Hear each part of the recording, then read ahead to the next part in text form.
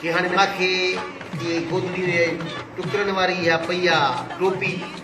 ठुकराई वेस कठा कोलाबा हे हो जे फ़क़ीर माण्हू हूंदो आहे मोरे में जी लही मां वयसि जॾहिं खुले ॾिठुमि त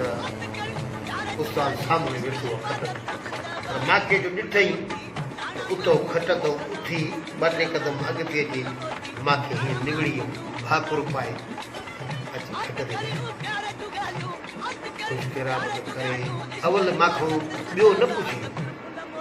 छोकिरे चई बाबा मानी फ़क़ीर खारा हाणे हिते जी टाइम थो थिए आवेलू माना 3:30 जो टाइम आहे टाइम चई उहा मानी खणी आ फ़क़ीर खाई हुनजो दुख त मूंखे बि लॻी मां चवंदुसि मां बि न करे आयो जेका करे आयो वरी पर हिन फ़क़ीर जी हुनजी दिलि जी हिकिड़ी माना हुनखे ख़बर पई त महिमान मुंहिंजो पुखियो आयो आहे मानी खणी अची आॾो रखियो जी बाबा फ़क़ीर नंगरो कंदा भला पोइ कचहरी कीअं हूंदा वाह वाह वाह हुन नंगरो करे जॾहिं जेका बचाई अथई उहा ई मानी छोकिरे खे चई भाई माथे हाणे पाण खे वाह हुन चयो बाबा पोइ मां सां छो न खाधई जी बाबा पई मुंहिंजी हुई मूंखे बुख न पई लॻी मां जो को हिनमहिल महिमान आयो आहे बसि तुंहिंजो नसीब और जेको तूं बचाई मुंहिंजो नसीब आहे मां खावां थो हाणे ॾिसो त इहा के इन खां जेको फुकराई छा थींदी वाह वाह जलाल चंद साहब हाणे माण्हू माना एॾी बुलंदी जलाल चांडियो जेको माना जेतिरी ॻाल्हि करो आहे घटि घटा पर हुन में फ़क़ीरी एॾी निवड़त एॾी आहे न्याज़ निवड़त हुन में एॾी जो फ़क़ीर चई वई फ़क़ीर वरी हुनखे खाराए वरी हुनजी ओभर पाण पियो खाए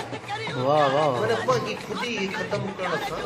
हर शइ मिलंदी वाह लतीफ़ सरकार तॾहिं चयो आहे त नथी मापे मन में ख़ुदी ऐं ख़ुदा ॿिनि तरारनि जाइ न आहे हिकु ॿिया वाह सुभान माना अल्लाह दिलि हिकु आहे या ख़ुदी रहंदी या ख़ुदा रहंदी खुदा वाह वाह हाणे जे ख़ुदी खे रखो त तुंहिंजी मर्ज़ी आहे जो ख़ुदा खे रखो त तुंहिंजी मर्ज़ी हाणे ॿ टे घर त अहिड़ा ॾिसो न त जन्नत चवंदा आहिनि त जेका के मुस्लमान करे त जन्नत वाजिबी हिकिड़े खे हदीसुनि में जीअं लिखियलु आहे त उस्ताद हिकु को छा पर ॿ टे घर वाणियुनि जा उॾनि जा जिन खे मुस्लमान करे उनजा सभु हंधि टपड़ साराइनि घर ते नहीं वाह वाह